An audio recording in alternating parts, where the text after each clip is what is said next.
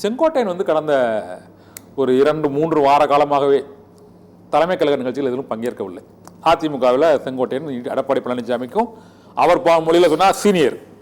அந்த சீனியர் இன்னைக்கு அந்த திருமண நிகழ்ச்சியில் பங்கேற்றுக்காரு, மற்றவங்கெல்லாம் கலந்துருக்கிறாங்க. ஆனால் எடப்பாடி பழனிசாமி பெயரை அவர் இன்னும் எங்க இதுலேயும் வந்து குறிப்பிடவில்லை. ஆனால் தொடர்ந்து நான் வந்து எம்ஜிஆரின் அதிமுக தொண்டனாகத்தானே இருப்பேன் என்று கூறிக்கொண்டே இருக்கிறார். இது எங்க போய் முடியும் சார்? விடையை கொடுத்துட்டானே சார். செங்கோட்டையன் பற்றி எதுவுமே இவர் இபிஎஸ் விடையை கொடுத்துட்டானே.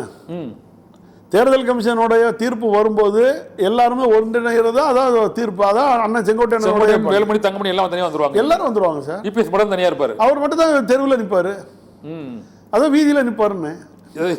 தீர்ப்பு எப்போ சார் வருது? அது தீர்ப்பு கூடிய சீக்கிரத்தில் வந்துடும் பாருங்க. 2020 இப்பவுமே வந்துடும் சார். வந்தா தானே எங்களுக்கு 2026 களத்தில் நிற்க முடியும். அப்போ 2026 தேர்தலில் பாஜக, அதிமுக, இபிஎஸ் தலைமையிலானது ஃபுல்லாக அவங்க கூட வந்துருக்கீங்க எல்லாருமே.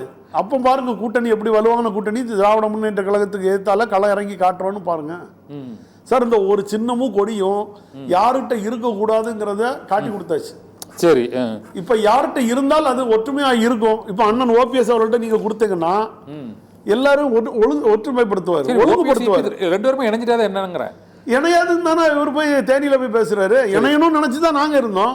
இனி இந்த டிக்கெட்டை ஏற்றிட்டு போனோம்னு வைங்களா, நாங்களும் சேர்ந்துலாம் மூடுவோம்.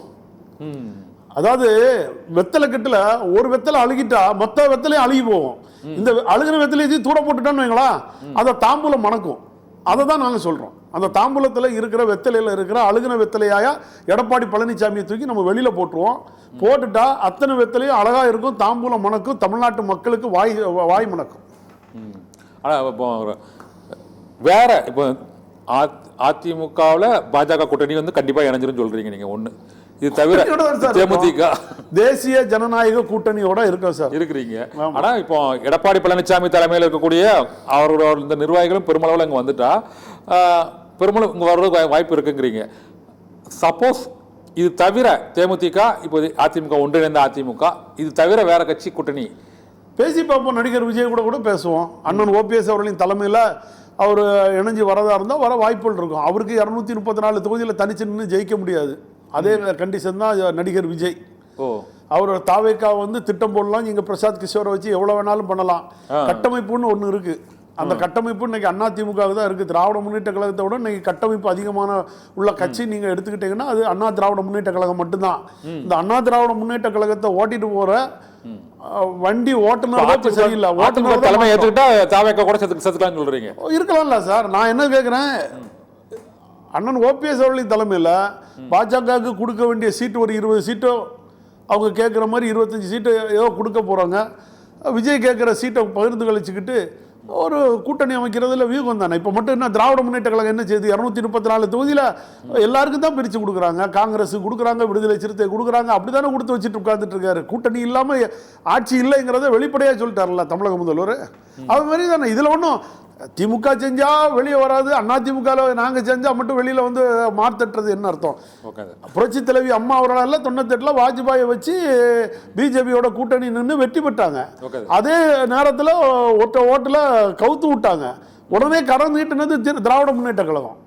அப்போ நீட்டின உடனே இத்தாலி நாட்டு இளவரசியா கேட்கறதெல்லாம் நம்மளே பார்த்தோம். இத்தாலியில் சேர்ந்தவர்கள் வந்து இங்க வந்து ஆட்சிக்கு வரலாமான்னு கேட்டதை நம்மளும் பார்த்தோம். இன்னைக்கு அவங்களோட கூட்டணியில இருக்காங்க. இது கூட்டணி வியூகம் தான். நிறைவா ஒரு கேள்வி, 2026 தேர்தலில் அதிமுகவில் உள்ள அனைத்து அணிகளும் மீண்டும் ஒன்றிணையுமா இணையாதா? அனைத்து அணிகளும்னா எப்படி?